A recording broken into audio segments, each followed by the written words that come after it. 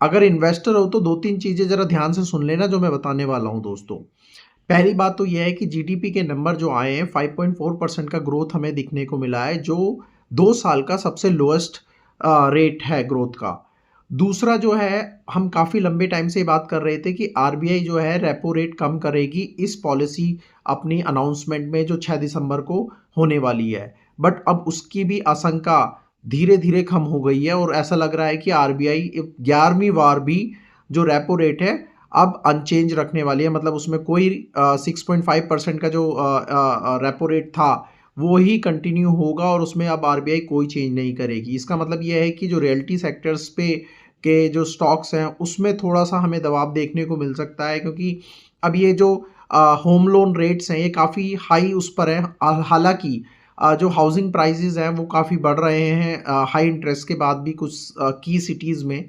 लेकिन उसके बाद भी दोस्तों जो है जो रेपो रेट का जो घटने का एक वो था अनुमान, वो अब पूरी तरीके से लग रहा है मुझे मतलब गलत साबित होने वाला है। कोई रेपो रेट कट नहीं होने वाला है इस बार 6 दिसंबर की पॉलिसी अनाउंसमेंट में।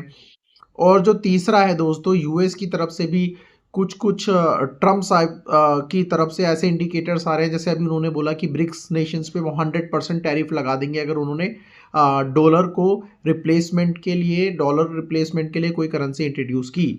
तो इस तरीके के जो मार्केट के अंदर इंडिकेटर्स हैं वो यही दिखा रहे हैं कि अभी मार्केट और लंबे टाइम के लिए वॉलेटाइल रहने वाली है और जो रिटेल इन्वेस्टर्स हैं उनके लिए मार्केट और डिफ़िकल्ट होती जा रही है। अगर आप देखें, जब से मार्केट ने थोड़ा इम्प्रूवमेंट दिखाना शुरू किया है, तब से ही मार्केट के अंदर 100 और 200 पॉइंट्स की ही आपको ऊपर नीचे की जो है अप ट्रेंड्स दिख रहे हैं। अब आप देखोगे कि 100 और 200 पॉइंट्स में दोस्तों रिटेलर्स क्या ही कमा लेगा। रिटेलर्स का जो कैपेक्स है वो वैसे ही लो होता है, और अगर इतना कम ग्रोथ के साथ अगर मार्केट परफॉर्म करेगा 100-200 पॉइंट्स में, तो रिटेलर्स क्या ही कमा लेगा। तो अभी ये भी लग रहा है बहुत सारे एक्सपर्ट्स को कि जो यहाँ से है रिटेलर्स के लिए पैसा कमाना अब डिफ़िकल्ट होगा, एटलीस्ट फॉर फ्यू मंथ्स मोर। अब आगे का क्या जो मार्केट सिनेरियो रहता है ये देखने वाली बात होगी, लेकिन अभी के सिनेरियो में ये लग रहा है कि रिटेलर्स के लिए मार्केट डिफ़िकल्ट होने वाली है। एफएनओ की अगर हम बात करें तो वहाँ पे काफ़ी रेगुलेशंस और बाकी दूसरी चीज़ों के कारण काफ़ी चीज़ें में वहाँ पे एक डिस्ट्रप्शन ऑलरेडी पैदा हो चुका है। तो रिटेलर्स ऑलरेडी वहाँ से अब निकलता हुआ मतलब लग रहा है कि रिटेलर्स का पार्टिसिपेशन वहाँ पे अब उतना नहीं है जितना पहले हुआ करता था, taxes and all those things की वजह से। बट अब यहाँ से रिटेलर्स को काफ़ी कॉशियस होने की ज़रूरत है, और आपको देखना पड़ेगा कि ऐसे शेयर्स जो काफ़ी महंगे हैं उनसे आपको बचने की ज़रूरत है दोस्तों, क्योंकि अब यहाँ से ग्रोथ कितना होता है वो अब बहुत सारे फैक्टर्स पे डिपेंड करेगा। अब ट्रम्प साहब जो है जनवरी 20 को प्रेसिडेंट की अपनी कुर्सी संभालेंगे यूएस में, और उसके बाद किस तरीके के चेंजेस आते हैं, ओवरऑल सिनारियो मार्केट का क्या रहता है, क्योंकि इन्फ्लेशन अभी भी इंडिया के अंदर हाई है।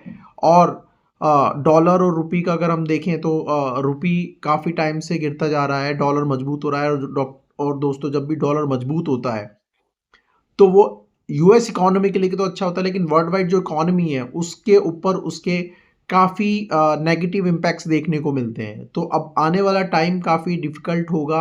अब जो इन्वेस्टर्स है उसको अपनी स्ट्रैटेजीज़ में चेंज लाना पड़ेगा, और रिटेल इन्वेस्टर्स के लिए तो मार्केट और भी टफ होने वाला है।